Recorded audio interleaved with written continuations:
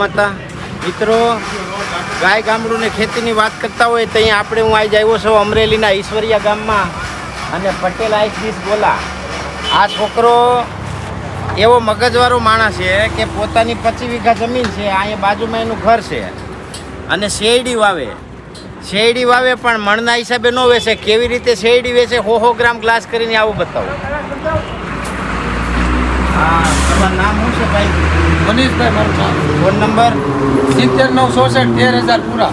આ ક્યાં આવે આ લોકેશન? આ હવે આપણે અમરેલીથી લાઠી જવાના રોડ ઉપર વચ્ચે ઈશ્વરિયા ગામ છે. અમરેલીથી નીકળો એટલે 4 કિલોમીટરના અંતરે આવે રોડ ઉપર. અને અહીંયા શું બનાવો છો તમે? આપણે બતાવો ભાઈ. કોઠી આઈસ્ક્રીમ છે, પછી ગોલા છે અને ઓર્ગેનિક શેરડીનો રસ, પ્યોર 100% ઓર્ગેનિક બરફ વગર. આ શેરડી વેચાતી લેવો કે તમારે ઘરે? નાના ઘરની પોતાની. અને તમે વેચો તમે? હા, અમે વેચીએ. લ્યો રસ ટેસ્ટ કરો મિત્રો.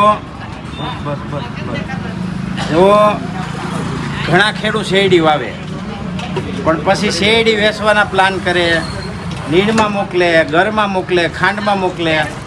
પણ આ ભાઈ કેટલા વીઘાની શેરડી વાવો તમે?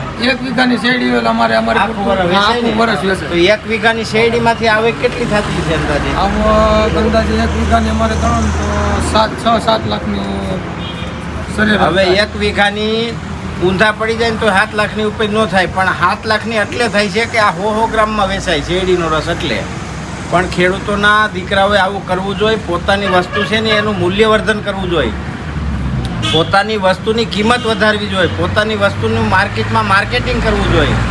આપણે ખાલી વાવી અને પાકે એટલે સીધું યાર્ડમાં નાખી દઈ, આવી રીતે કરીને તો આપણને ભગવાને ન બચાવી શકે. પણ એનું જો મૂલ્યવર્ધન કરી આની આ શેરડી સીધી વેચવા જાય તો 70,000ની ન થાય. આરામથી એને તમે રસમાં કન્વર્ટ કરો એટલે 7 લાખની થાય. આ ભાઈમાંથી આ શીખવા જેવું છે કે પોતાની ખેતીની ઉપજ હોય. આ તમે આયરે ખેતી હોત કરતા જાવ છો ને? ખેતી ગાયું રાખો છો? ગાય હતી મારે અને ભેંસ છે, અત્યારે 2 ભેંસું છે. બહુ સરસ, અભિનંદન અને ખૂબ ખૂબ શુભકામના. આવું નવું કામ કરતા રહ્યો. ભગવાનને પ્રાર્થના.